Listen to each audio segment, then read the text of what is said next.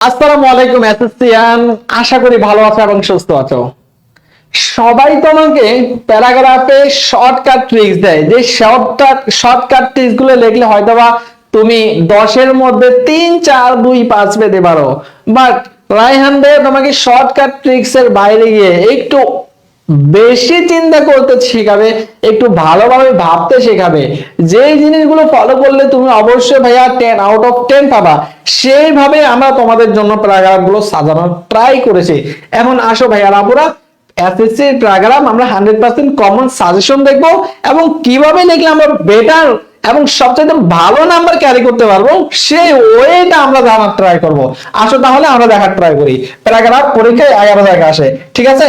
এখন আমরা দেখব প্যারাগ্রাফ কোনগুলো আসে। প্রথমে দেখো life of farmer, very very very important.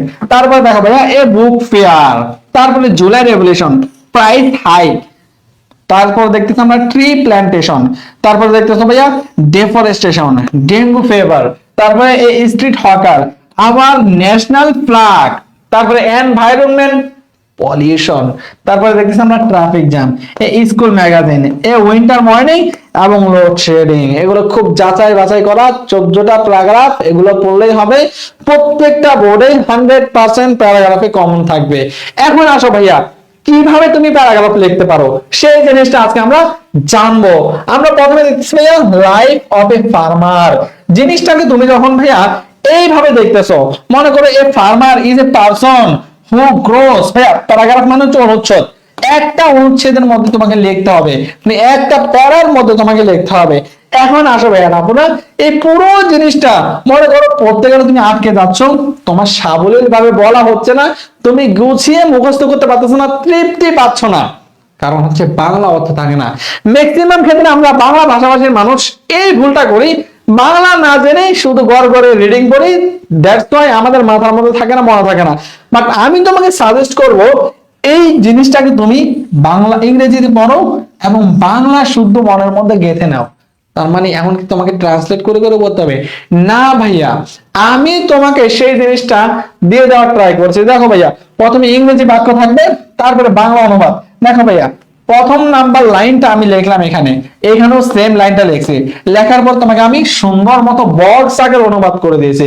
দ্বিতীয় লাইন, তৃতীয় লাইন, চতুর্থ লাইন, পঞ্চম লাইন, প্রত্যেকটা লাইনকে ভাইয়া আমি এভাবে ইংরেজি দিয়েছি, পাশাপাশি বাংলা দিয়েছি। বিলিভ মি, এখানে ছোট মনে হতে পারে, কম মনে হতে পারে, বাট তুমি যখন খাতায় লিখবা না, কমপক্ষে 2 পৃষ্ঠা হয়ে যাবে অটোমেটিক্যালি। যারা লিখবা তারা পাবা। আমি আমার কথা যদি বিশ্বাস না হয়, তুমি আমার এই প্যারাগ্রাফটা খুবই স্ট্যান্ডার্ড একটা প্যারাগ্রাফ, এটা খাতায় লিখে দেখো।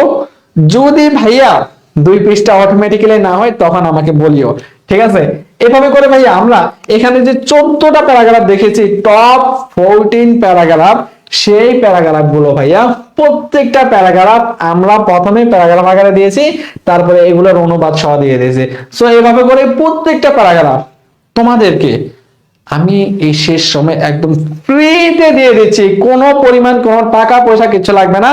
অবশ্যই অবশ্যই ডেসক্রিপশন বক্সে এই প্যারাগ্রাফের স্লাইডটা পেয়ে যাবা এবং কমেন্ট বক্সেও থাকবে, চেক করে নিয়ে নাও এবং শেষ সময়ে পড়াশোনা করো, একটা দারুণ কামব্যাক দিয়ে দাও। সবাই ভালো থাকো, সুস্থ থাকো, ভাইয়ের জন্য দোয়া করিও।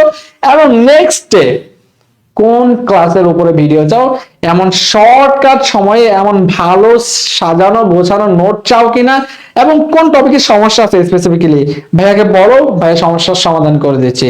একটা কথা মনে রাখবা, শেষ ভালো যার সব ভালো তার। এখানে তোমার জন্য আমি শেষে এমন কিছু নিয়ে আসতে যাচ্ছি যা 1000 কোটি টাকা দিও পাবা না, সেই জিনিসগুলোই শেষ সময় দিব এবং তুমি অবশ্যই অবশ্যই প্লাস পাবা। ভালো থাকো, সুস্থ থাকো, ভাইয়ের জন্য দোয়া করিও। আল্লাহ হাফেজ।